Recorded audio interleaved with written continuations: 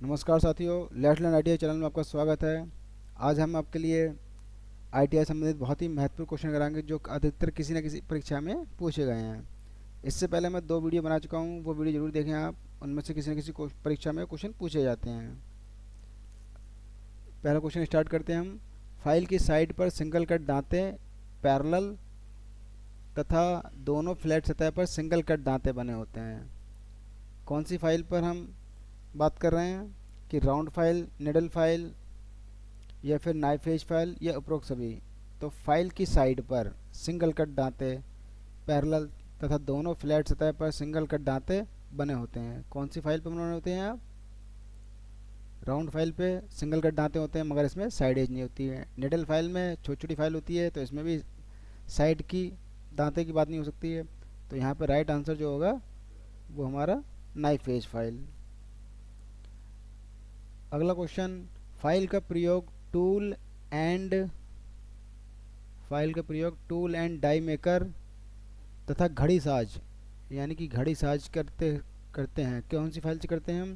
Flat file, round file, half round file या needle file. हमारा right answer जो क्या होगा इसका? D is correct. अगला क्वेश्चन।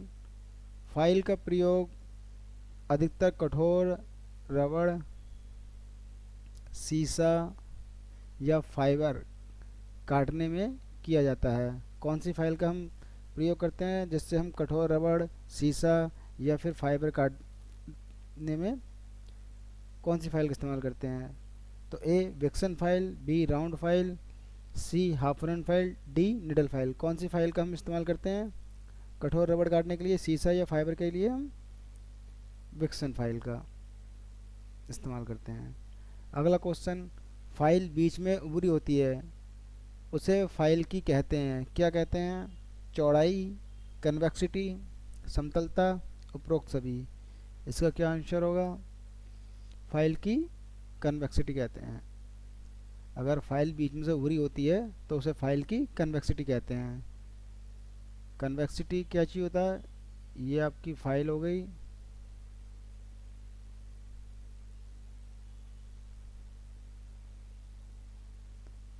ये फाइल हो गई, ये सिंगल कट हो गया, ये डबल कट हो गया।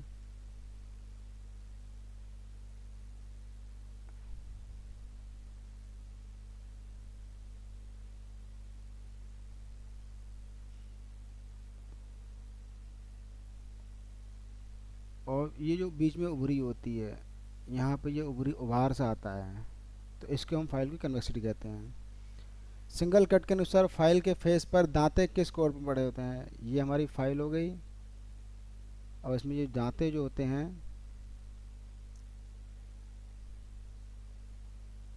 ये जो सिंगल कट दांते होते हैं, ये जो दांते हैं वो सिंगल कट दांते कहलाते हैं।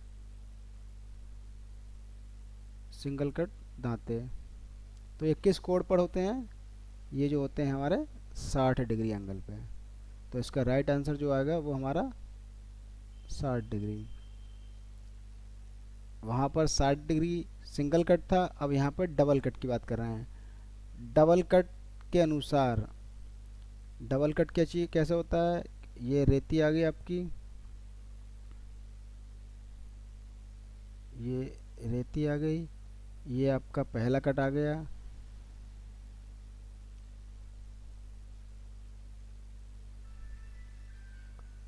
ये आपका पहला कट आ गया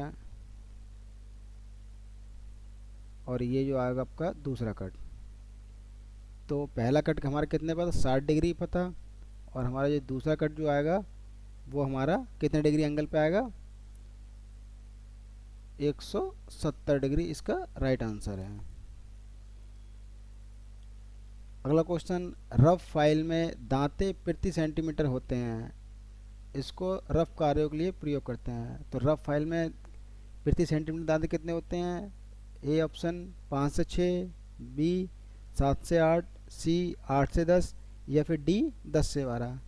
यानी कि 1 सेंटीमीटर रफ फाइल में दांते कितने होते हैं? तो इसका राइट आंसर जो होगा वो हमारा सी इज करेक्ट। अगला क्वेश्चन। बस्टर्ड फाइल में दांते, वहाँ पर क्या था? रफ फाइल पूछा था। अब यहाँ पे क्या पूछ रहा है वो, बास्टर्ड फाइल। तो बास्टर्ड फाइल में कितने होते हैं, बास्टर्ड फाइल में दांते प्रति सेंटीमीटर होते हैं, इसको भी रफ कार्यों के लिए प्रयोग करते हैं। तो बास्टर्ड फाइल में कितने होते हैं दांते 1 सेंटीमीटर में, 5 से 6, 7 से 8, 8 से 10 या फिर 10 से 12। तो इसका राइट आंसर जो होगा वो डी इज़ करेक्ट। 10 से 12 हमारे दांते होते हैं बास्टर्ड फाइल में। फाइल के दांतों में, फाइल के दांतों में ये हमारी रेती है, इसके दांतों में ये जो सिंगल कट दांते हैं, ये दांते हो गए। अब इनके दांतों के बीच में फाइल के दांतों में कण फंस जाते हैं, यानी कि कुछ छोटे छोटे जो कण होते हैं, ये इस तरह से कण जो होते हैं वो फंस जाते हैं। रेती जो आपको काटना बंद कर देती है, अगर ये कण फंस जाएंगे तो रेती जो है धातु को काटती नहीं है। तो इस दोष को, ये जो दोष हो जाएगा, इस दोष को क्या कहते हैं? ए ऑप्शन दूषित filing, B option pinning filing, C option convexity, या फिर डी कटिंग दोष। तो इसका राइट आंसर जो होगा वो पिनिंग, यानी कि जो दांते फंस जाते हैं हम, तो उसको हम पिनिंग बोलते हैं। अगर पिनिंग हो जाती है तो इस दोष को दूर करने के लिए हम किसका इस्तेमाल करते हैं? फाइल कार्ड का, फाइल कार्ड का हम इस्तेमाल करते हैं, उससे हम इस दोष को दूर कर देते हैं। फाइल कार्ड कैसे होता है? ये ब्रश का होता है, और ब्रश के द्वारा हम रेती पर जो कण फंसे होते हैं उनको निकाल देते हैं। अगला क्वेश्चन, रेतियों का पूरा भाग हार्ड व टेम्पर्ड होता है। ए ऑप्शन आगे का भाग, बी ऑप्शन बीच में, सी ऑप्शन टैंक सहित, डी ऑप्शन टैंक को छोड़कर। ये आपकी रेती हो गई, ये आपकी रेती हो गई। क्वेश्चन क्या पूछ रहा है आपका कि, क्वेश्चन क्या है आपका, रेतियों का पूरा भाग हार्ड व टेम्पर होता है। तो आगे का भाग, ये वाला भाग हार्ड होता है? नहीं। बीच का भाग, ये भाग हार्ड होता है? बिल्कुल नहीं। टैंग, ये आपका टैंग होता है, तो ये वाला भाग हार्ड होता है? बिल्कुल नहीं। तो क्या आंसर होगा इसका? D is right answer. Tank को छोड़कर रेती का पूरा भाग हार्ड और टेम्पर होता है। अगला क्वेश्चन, फाइलों का वर्गीकरण निम्न के अनुसार किया जाता है। तो फाइलों का वर्गीकरण किसके अनुसार किया जाता है? ऑप्शन ए लंबाई के अनुसार, ऑप्शन बी कट के अनुसार, ऑप्शन सी आकृति के अनुसार, ऑप्शन डी उपरोक्त सभी। तो उसका राइट जो आंसर होगा वो डी इज करेक्ट। उपरोक्त सभी के अनुसार हम फाइल का वर्गीकरण करते हैं। अगला क्वेश्चन, थ्री स्क्वायर फाइल को फाइल के नाम से भी जानते हैं, यानी थ्री स्क्वायर, यानी कि ऐसी फाइल जिसकी 3 भुजा हों, तो उसे हम किस नाम से जानते हैं? ऑप्शन ए हैंड फाइल, या फिर option B knife edge, option C round file, option D triangular. तो इसका राइट आंसर जो आएगा वो डी इज करेक्ट। ये बहुत ही इंपॉर्टेंट क्वेश्चन है, आप ज़रूर ध्यान से पढ़ें, वीडियो को बार बार देखें, और इससे पहले जो वीडियो बना चुका हूँ मैं, उन वीडियो को भी ज़रूर देखें, वहाँ से आपको किसी न किसी परीक्षा में क्वेश्चन आपको देखने को मिलेंगे। अगला क्वेश्चन, हेक्साब्लेड के दांते रखे जाते हैं। अब हेक्साब्लेड की बात कर रहे हैं कि हेक्साब्लेड के दांते रखे जाते हैं, तो विंग नट की ओर, पीछे की ओर, हैंडल की ओर, ऊपर की ओर। तो हेक्साब्लेड दांते कैसे रखे जाते हैं?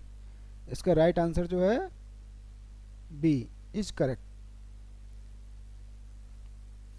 अगला क्वेश्चन, हेक्साब्लेड के दांतों की आकृति होती है ताकि ब्लेड फंसे नहीं। कैसी आकृति होती है? ए ऑप्शन जिगजैग, बी झुके नहीं, सी ऊपर की ओर, डी उपरोक्त में से कोई नहीं। तो इसका राइट आंसर जो होगा हमारा ए इज करेक्ट, जिगजैग सेटिंग। हेक्साब्लेड प्रायः धातु के बने जाते हैं। हेक्साब्लेड किस धातु के बने होते हैं? A option alloy steel, B option high speed steel, C high carbon steel, D उपरोक्त सभी। तो इसका राइट आंसर जो होगा वो डी इज करेक्ट। मोस्टली जो होते हैं वो हाई कार्बन स्टील के ब्लेड के बने होते हैं। हेक्सा ब्लेड जो होता है वो हाई कार्बन स्टील का बना होता है, कुछ जगह पे हाई स्पीड स्टील का भी होता है, मगर अधिकतर हाई कार्बन स्टील का मिलता है। मगर यहाँ पे ऑप्शन जो होगा वो हमारा उपरोक्त सभी आएगा। अगला क्वेश्चन, ब्लेड पूरे का पूरा हार्ड होता है। हेक्सा ब्लेड जो होगा हमारा वो पूरा का पूरा हार्ड होता है। ये आपका ब्लेड आ गया, ये इसके दांते हो गए। ये दांते होते हैं, तीत होते हैं, इन्हें इन्हें तीत बोलते हैं।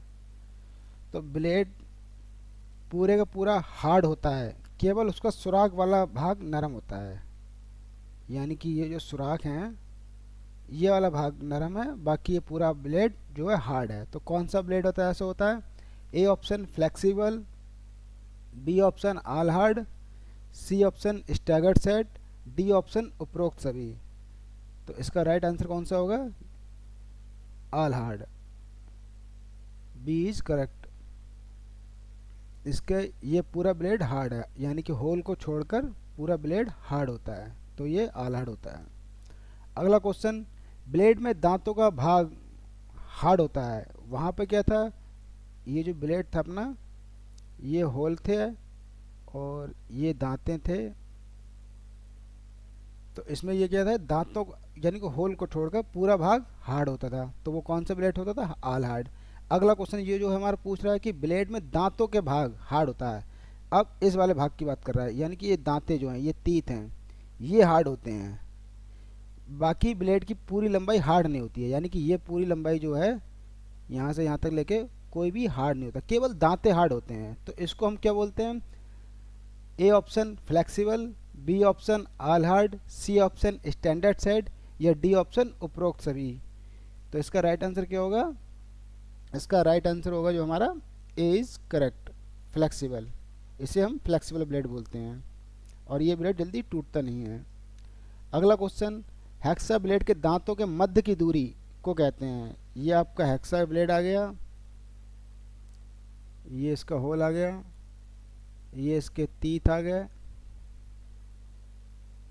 अब क्या बात कर रहा है कि हेक्सा ब्लेड के दांतों के मध्य दूरी, यानी कि ये दांत जो आ गया, ये दांत आ गया और ये दांत का आ गया, ये दांत, यानी कि यहाँ से यहाँ तक की जो दूरी है उसे क्या बोलते हैं हम?